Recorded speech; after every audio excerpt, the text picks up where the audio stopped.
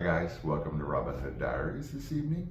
I am without glasses, they broke, so you're gonna have to see me legally blind for a while. The spares I have are tinted, I might use those because I can't really, it's more of a close-up thing and it's really annoying, and if I shave I'm gonna look like Hellraiser. So, but I promise to shave. So this evening we are talking about my working with the legendary Marge Champion. Uh, hmm. She is one of many celebrities, illustrious folks, movie stars, television stars that I've worked with. So I put, a clip a while back.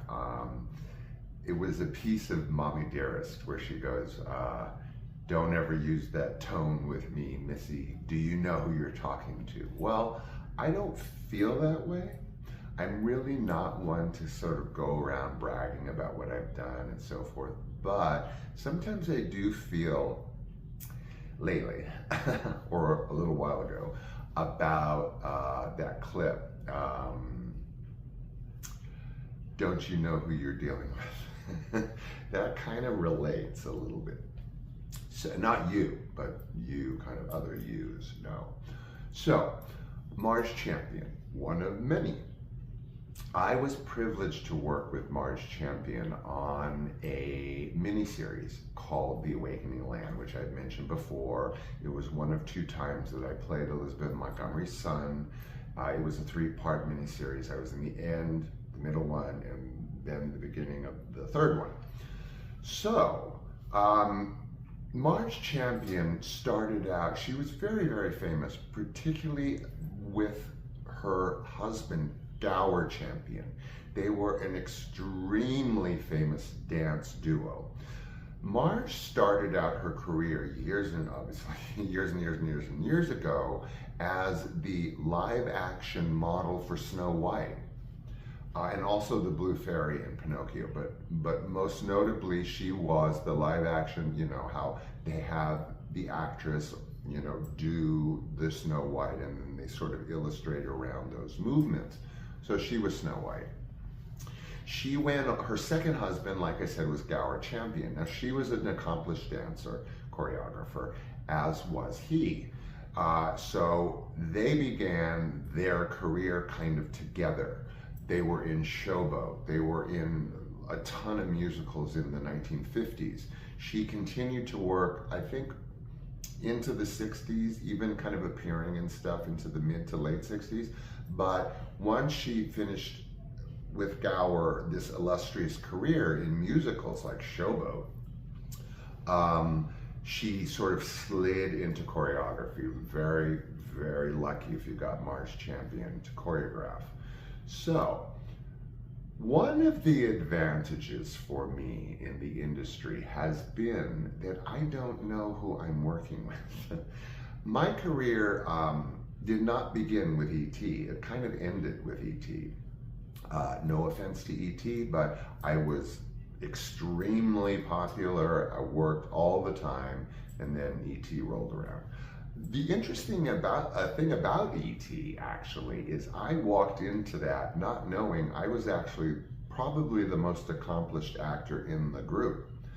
Dee Wallace had done many things. My mom cast her as the Excedrin girl.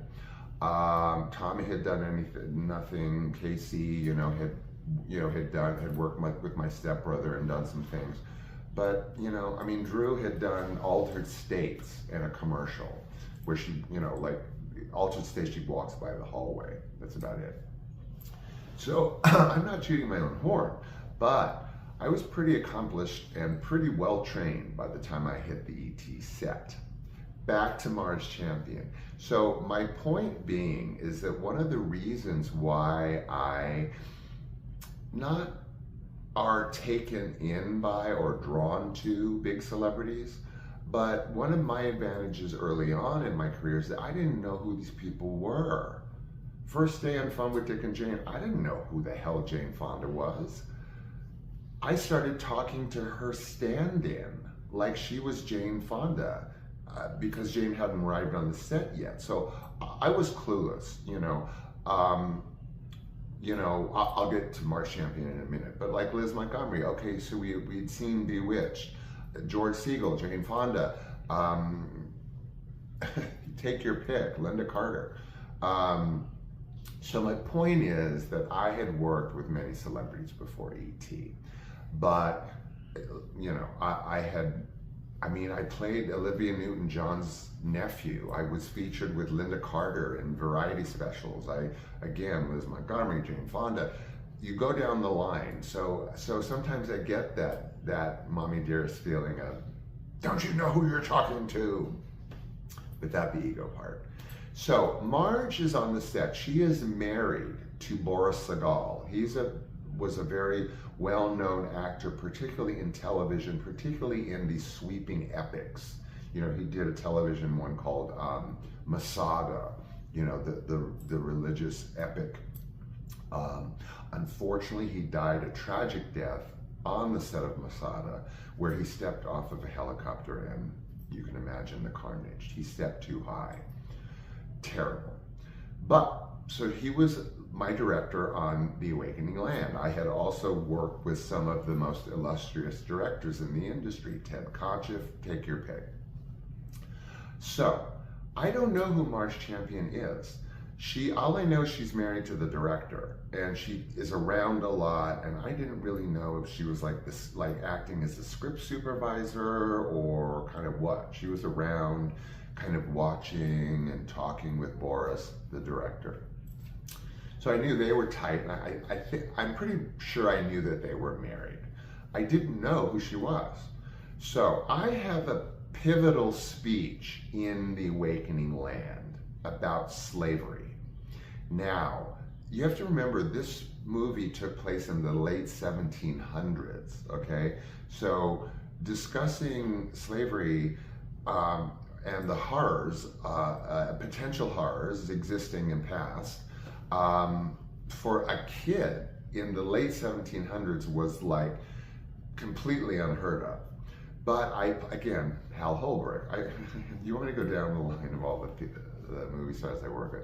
So I'm the only son of Hal Holbrook and Liz Montgomery. Hal Holbrook sort of drives the film. He's like, I don't remember, he brought them to to the Awakening Land, or he was the smartest one, or whatever. I don't remember exactly. But it was vested in me. I was his only son. I was supposed to be very studious, intelligent. When you see me in the cabin or wherever we live, I'm always on with chalk, writing things down, looking studious. Even Liz makes mention walking by. I have some pictures of her watching me, being Mr. Genius kid. So I am to give this speech about slavery. Pivotal scene, long speech. Oh my God. This is one of the other reasons why he put me with the Marge Champion. So this to Boris was a very important scene, being that I was 11 years old speaking about slavery within the context of this story, which was a famous book, trilogy. So he decides that he needs to send me off with Marge to go over this scene. Again, long speech, pivotal scene. I got to do it right, because what I'm saying is major chunky parts of the dialogue and of the story, creating my character. So I'm off in the woods with Marge Champion. He insists that I work this scene with her, being his wife, being Marge Champion. Of course, I have no idea who she is, just like all the others. I don't know who the hell they are, but I'm a good kid. I'm a great guy. I'm stage trained. I'm extremely well trained by that point. So what? So we're off in the woods, because this is like New Salem, Illinois. It mimics Salem in New England, the original Salem, but for some reason they rebuilt the whole thing outside of Springfield, Illinois. So they used that obviously because it looked, like period, the period, So obvious choice. So it's woodsy around there because it's just wooden homes and whatever. And so we're off in the friggin' woods, man, and we're going over this dialogue. And so of all people that teach me about slavery is Marge Champion. I was 10, whatever I was, 11 years old on that set. Yeah. And yeah, I knew about it from elementary school, you know, just like we all did, the horrors, and this is the period that it happened and whatever. But I'm 11 years old. So here's Marge Champion explaining slavery to me in the woods of Illinois, off walking around. And she's teaching me about this. And she is explaining things pertaining to slavery to me. One of her driving things was imagine this, imagine that, and then imagine being in that situation. Imagine being in that person's shoes within the context of those horrors. So now I have a newfound understanding of what I'm talking about, a newfound appreciation of the dialogue, because it's just been explained to me in glorious detail, quietly, side by side, stopping, walking, discussing the dialogue. So then I will do one, and then he'll send me off again with her to make some adjustments, and she instinctively knows what it's not like they got together like, tell him to do it this way. She almost knew like what more he wanted or what less of he wanted. And he would send us off again. Not like a half a dozen times, but two after the first shot, and again, into the woods, discussing the character, discussing this, you know, the tenets, the concept, slavery, all of these things. So it's a pretty good scene. I'm very proud of it. I can't find, you know, it's like YouTube. I've hunted so much stuff of mine down on YouTube I can't find. I wish I could get that variety show that I was with Linda Carter in, because I also did a movie with Linda Carter. It's hard to find playing Olivia Newton-John's nephew. That show I can't find. So there's a lot of stuff floating out there that no one will ever know. So come time to do the scene. It was the third take that they used, because it was a straight through take. It was just me, and then you see the tops of people's heads watching me, and then I'm up at some wooden lectern or whatever, giving this speech about slavery that went on forever. And the memories, I used to be really good at memorizing dialogue. Then later in my career, I'd shit a brick, giving me a chunk of dialogue, just for fear of not being able to remember it. Because on stage, that's suicide. Or lethal, I should say. So third take, they used, after having gone and studied with Marge Champion all day long. Now later, I of course knew who she was, because of being a film aficionado and honored in film theory and whatever. Of course I knew who Gower and Marge Champion were. They were in Showboat. This was how she began. These were the other musicals she was in. This was what she did after that. But I had no idea. I almost had to connect the dots after the fact and go, that was Marge Champion. So third take came out beautifully. I did see it obviously when it came out. I think I found it online once. If you find it, please let me know. The whole speech. There was a piece of the miniseries on YouTube, or you know how you type in Google, you go videos, and you just keep going down, you find like stuff that's not on YouTube, like from Czechoslovakia or whatever. I think that's how I found it. But anyway, it was a privilege to work with Marge Champion, to learn about that history from her, of all people. Can you imagine? So that's my experience with Marge Champion, and I hope you enjoyed it and appreciated it as much as I did. Like I said, I had some pedigree walking into E.T. And I try to hold on to that. Those were wonderful memories. My career prior to E.T. was illustrious to me. It was the whole shebang. At 14, and then I started doing these ridiculous, innocuous parts, and then I gave up. well, I didn't give up. You know, my partner came into my life in those 3 years and all the death and everything. But even before that, I was getting crap. So when I talk about my career, I pride myself in my pre-ET career, where I learned so many things from so many illustrious stars of all varieties. And that's my takeaway from the industry. Not ET, not anything else. No offense.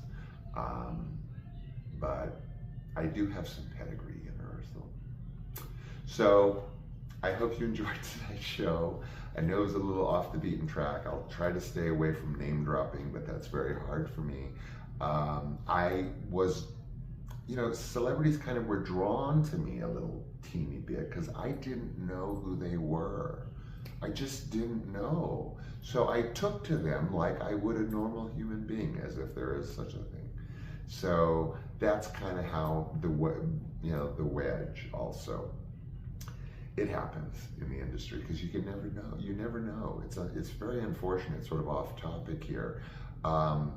Children of celebrities and celebrities themselves never really know why you're sidling up to them. They can never be sure if it's their fame or if it's them as a person. And what worked for me is that I usually didn't know them for their fame, just them as a person. Okay, I know I've been keeping you guys way too long with these shows, but I just enjoy it so much being with you every evening. I can't help it. They're running 20, here I am making it run longer, so I'll let you go, finally let you go. And thank you for being with me, letting me share my stories with you, listening to them, putting up with me. And I'll see you tomorrow, of course, okay? Until then, take good